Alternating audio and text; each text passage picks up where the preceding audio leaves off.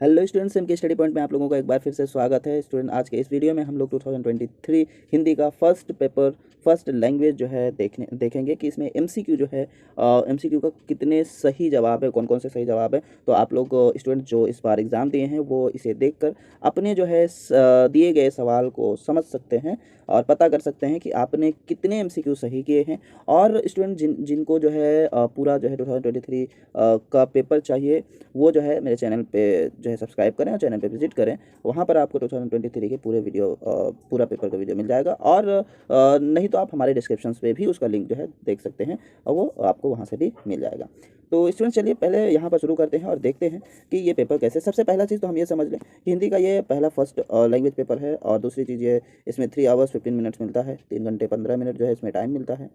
और 90 marks for regular candidate के लिए होता है, 100 मार्क्स फॉर एक्सटर्नल कैंडिडेट के लिए होता है, जो कि पेपर के एट द एंड 10 मार्क्स के लिए थोड़ा एक्स्ट्रा लिखा होता है एक्सटर्नल कैंडिडेट के लिए। ठीक है। और उसके बाद क्या होता है, यहाँ पर लिखा हुआ है कि पहले फर्स्ट 15 मिनट जो होता है रीडिंग के लिए होता है, क्वेश्चन पेपर रीड करने के लिए। और उसके बाद स्टूडेंट्स हम लोग आगे देखते हैं कि क्या है। यहाँ पर आते हैं सबसे पहला, यहाँ पर जो क्वेश्चन है, सबसे पहले क्वेश्चन पर ध्यान देते हैं। तो सबसे पहला क्वेश्चन है कि निम्नलिखित प्रश्नों में से सभी विकल्प चुनकर लिखिए। यानी पहला क्वेश्चन ये है कि सिख बीबी ने सफिया को लाहौर से क्या लाने के लिए कहा था। यानी ये नमक कहानी का जो है क्वेश्चन है। तो सिख बीबी जो थी वो सफिया से लाहौर से सौगात के तौर पर नमक लाने को कहा था। तो पहला जो है 1 का खा आंसर सही होगा। क्वेश्चन नंबर 2 में बोला गया कि भंबल दा के भाई का क्या नाम था। यानी धावक कहानी का ये क्वेश्चन है और बोला भंबल दा के भाई का क्या नाम था। यानी भंबल दा के भाई का नाम था अशोक दा।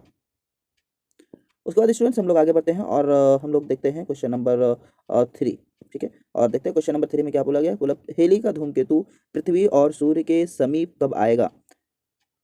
हेली का धूमकेतु पृथ्वी और सूर्य के समीप कब आएगा। 2062 ईस्वी में, 2062 में आएगा। तो आपका 3 का गा। 4 में देखते हैं कर्ण को किस सर्प ने सहायता देने का प्रस्ताव किया।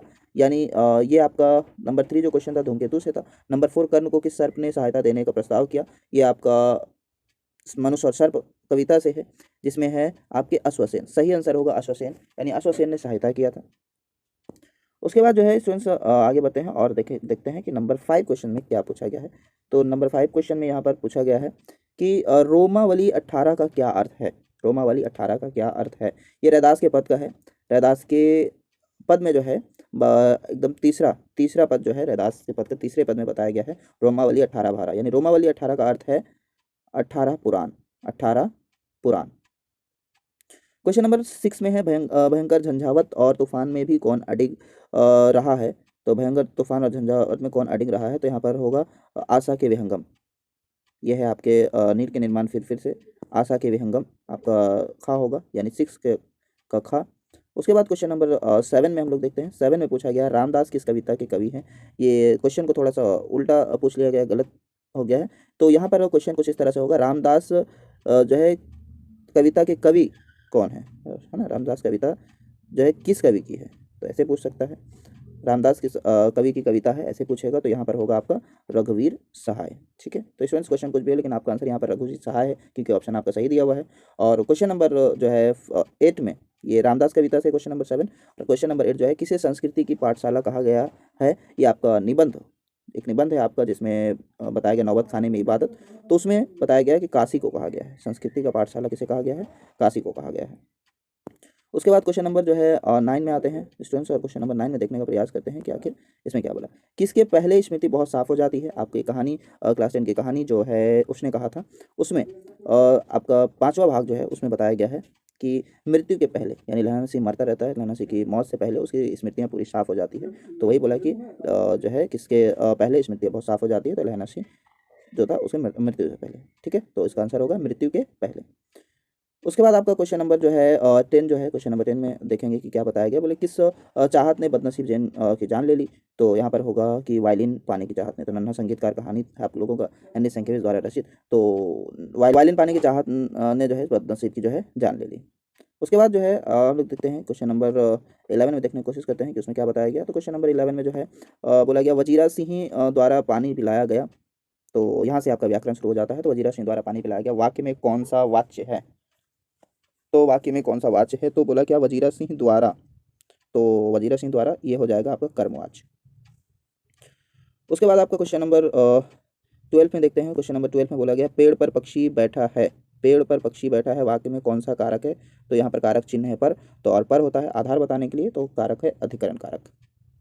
उसके बाद क्वेश्चन नंबर 13 में बताया गया है, पूछा गया है कि नया पुराना कौन से समास का विग्रह है? तो बोले नया पुराना ये आपका द्वंद्व समास है, तो जिसमें नया या पुराना आप कर सकते हैं, तो इसमें नया या पुराना ज़्यादा बेहतर होगा। अगर नया और पुराना किए हैं तो भी आपका ये आंसर सही माना जाएगा। उसके बाद क्वेश्चन नंबर जो है 14 में देखते हैं। क्वेश्चन नंबर 14 में क्या है? क्वेश्चन नंबर 14 में बोला गया श्रमजीवी समासिक पद का समास विग्रह कौन सा होगा? मतलब कि श्रमजीवी इसमें पूछा है कि इसका समास विग्रह क्या है, समास का नाम नहीं पूछा। तो यहाँ श्रमजीवी क्या है? श्रम से जीने वाला। यहाँ पर क्या है? श्रम से जीने वाला। श्रमजीवी उसको कहते हैं जो श्रम से जीता है, मेहनत से जीता है।